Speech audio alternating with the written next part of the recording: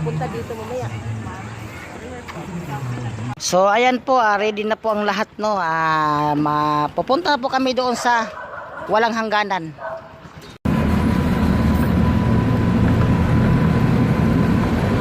Ito guys, no, ito po ang Barangay Santa Monica. Awan ko kung saan na kami nito.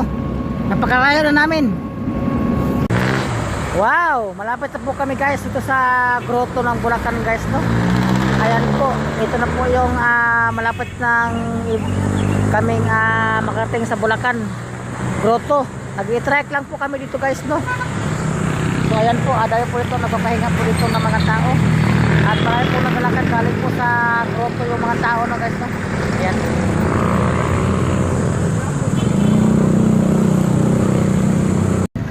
Ayan, naligaw-ligaw na tayo. So ayan po mga guys, no, nandito po kami sa grotto po mga guys, no. Ang dami pong tao naglalakad dito. Kasi nga po ay ngayon po ay mahal na araw. Nandito po tayo ngayon sa may grotto, ano. Sa grotto tayo, sa grotto. So habang kami po ay naglalakad po mga guys, no, papunta po ng grotto.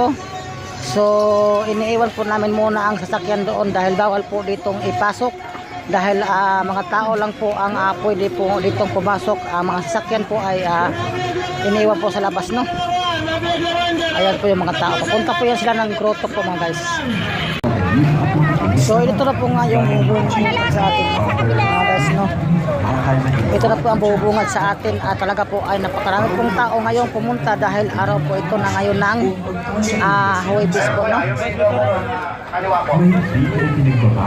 Talagang ay napakaganda po ang ano po guys, no. Kanila pong simbahan ng grotto, no. Napakarami pong tao po dito mga guys.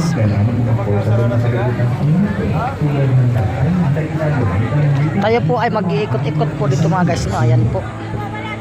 Talagang ay napakarami po talaga ditong tao dito mga guys dahil po sila ay nagpunta po dito ng sa grotto, no. Talagang napakarami po mga tao ngayon.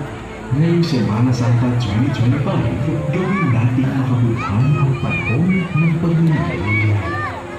At marami nga po ditong mga vloggers po na pupunta rin po dito, no, sa grotto.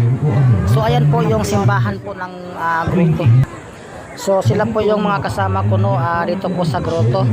Bale medyo marami po kami ditong magkakasama. Sa ngayon po ay alas 8 na po ng umaga kami nakarating, no. Alas 4 po kami umalis, alas 7 po kami dumating po dito sa grotto. So ayan po.